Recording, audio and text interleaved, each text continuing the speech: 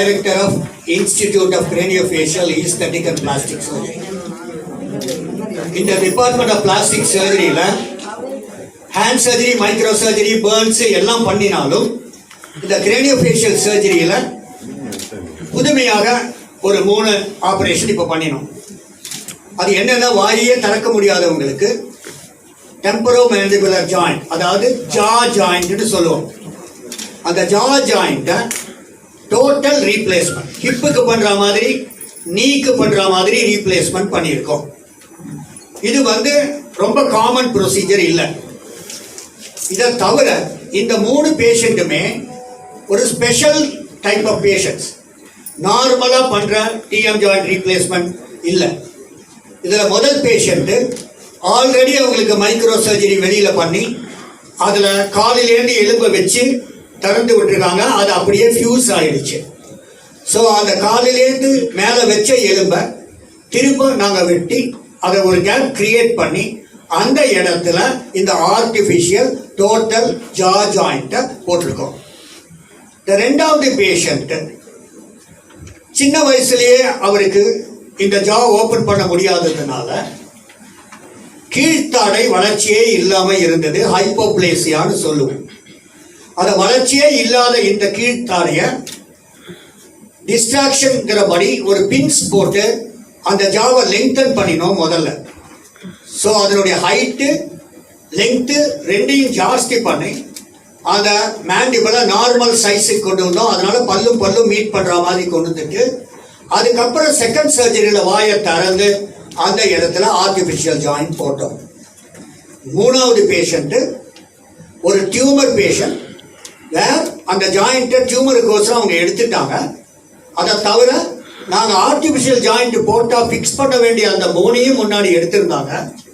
அதனால பாதி ஜா போன் இல்லை, ஜாயிண்ட் இல்லை, ஆர்டிஃபிஷியல் ஜாயிண்ட் ஃபிக்ஸ் பண்ண வேண்டிய போனும் இல்லை.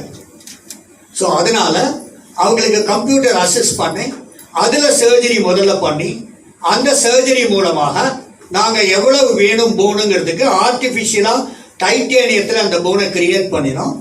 கிரியேட் பண்ணிவிட்டு அதை தவிர ஜா போனையும் போட்டு அதை தவிர காலிலேருந்து எலும்பை எடுத்து வச்சு அதே எலும்பில் மைக்ரோ சர்ஜரி பண்ணி ஃபிக்ஸ் பண்ணிவிட்டு அதில் பல்லு வைக்கிறதுக்கான இம்ப்ளான்ட்டையும் போட்டிருக்கோம். ஸோ இந்த 3மே அரிதான கேஸு, 3மே அரிதான பொசிஷன், 3மே அரிதான ப்ரொசீஜர். நார்மல் ஜாயிண்ட் ரீப்ளேஸ்மெண்ட்டுக்கும் இதுக்கும் உள்ள வித்தியாசம் இதுதான் மெயினாக. இதனால் இந்த ஜா ஜாயிண்ட்ல என்ன ப்ராப்ளம் ரீப்ளேஸ்மெண்ட் பண்ணணும்னா we are able to now successfully do it in this hospital. That is the message which I would like to give. ஏன்னா இது மக்கள் நிறைய பேருக்கு தெரியாது. கால் ஜாயிண்ட்டை பற்றி தெரியும், இந்த ஜாயிண்ட்டை பற்றி ரீப்ளேஸ்மெண்ட் பண்ண முடியும்னு தெரியாது. நான் கேட்க வேண்டிய ஒரே ஒரு ரிக்வெஸ்ட் என்னன்னா மக்களுக்கு இது செய்து அடையணும், அது இது பாசிபிள் அப்படின்னு. He is snoring very loud. He cannot sleep comfortably because of the snoring. Now we brought this jaw forward and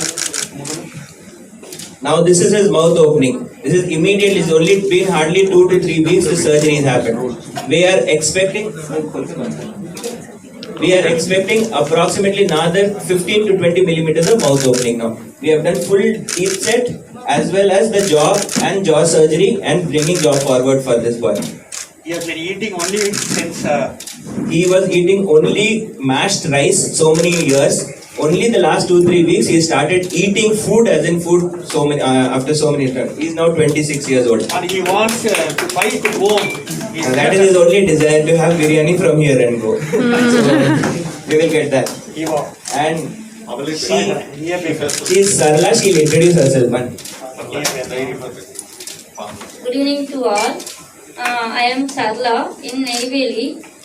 எனக்கு டாக்டர்ஸ் ப்ளஸ் ஹாஸ்பிட்டல் மேலே எனக்கு டெஸ்ட் இருந்தது எல்லாமே எனக்கு போயிடுச்சு 2010. அதுக்கப்புறம் 7 years plus 2 years totally 10 years தான் எனக்கு மவுத் ஓப்பனிங் கிடையாது. அதுக்கப்புறம் எனக்கு ஹாஸ்பிட்டல் சைடு போகவே இன்ட்ரெஸ்டே இல்லை.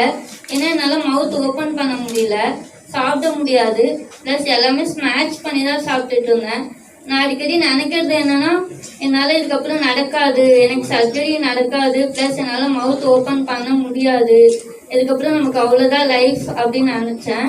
ஆனால் இதுக்கப்புறம் சிம்ஸ் ஹாஸ்பிட்டல் வந்தேன். அப்போ கூட எனக்கு கோல்டு, காஃப் ப்ளஸ் ஃபீவர், அதனால தான் நான் வந்தேன். ப்ளஸ் டாக்டர்ஸ்லாம் பார்த்ததுக்கப்புறம் தான் எனக்கு கொஞ்சம் ட்ரஸ்டாக இருந்துச்சு. அவங்களாம் எனக்கு வந்து கொஞ்சம் என்கரேஜ் பண்ணாங்க, நீ சர்ஜரி பண்ணிக்கோ, உன்னால் முடியும் அப்படின்னு சொன்னதுனால தான் எனக்கு இல்லை, கொஞ்சம் கூட எனக்கு அவங்க மேலே ட்ரஸ்டே இல்லை, பயம்தான் இருந்துச்சு. ஏன்னா ஆல்ரெடி நான் 4-5 வந்து சர்ஜரி பண்ணேன். அதில் வந்து எனக்கு பயம்தான் இருந்துச்சு, இன்னமும் நமக்கு எதாவது பண்ணிடுவாங்க, எதுவும் நமக்கு நடக்காது, ஓப்பன் பண்ண முடியாதுன்னு தான் நினச்சேன். ஆனால் இந்த ஃபர்ஸ்ட் சர்ஜரியிலே எனக்கு டாக்டர்ஸ் மேலே எனக்கு ரொம்பவே ட்ரஸ்டாக இருந்துச்சு. Plus thank you for Sham sir, Sridhar sir and Suresh sir, thank you so much. என்னால் வந்து இப்போ நல்லா சாப்பிட முடியுது. ப்ளஸ் என்னால் வந்து ஃபுட், பிரியாணி, மட்டன் அதெல்லாம் வந்து சாப்பிடணும்னு அதிகமாக ஆசைப்படுவேன். எல்லாமே கடிச்சு சாப்பிடணும்னு நினைப்பேன். டாக்டர்ஸ் போகும்போது கூட ஸ்ரீதர் சார் நீ வந்து பொங்கலுக்கு கண்டிப்பாக கரும்பு சாப்பிடணும் அப்படின்னு சொல்லி அனுப்பிச்சாரு. அதே மாதிரியே நான் நல்லா கரும்புலாம் கடிச்சு சாப்பிட்டேன். அப்போ வந்து நான் டாக்டர்ஸ் இவங்கள தான் நினச்சேனே. ப்ளஸ் என்னோட லைஃப்லேயே டோட்டலாக வந்து எனக்கு எல்லாமே வந்து மாறிச்சு இவங்களால தான். ப்ளஸ் நான் இப்போ ரொம்ப ஹாப்பியாக இருக்கேன். என்னால் நல்லா மவுத் ஓப்பன் பண்ண முடியுது, நல்லா சாப்பிட முடியுது. நான் இப்போ கூட ஒரு ஜாப்பில் நல்லபடியாக இருக்கேன். அது எல்லாமே இவங்களால தான். நல்லா பேச முடியுது. So I am proud of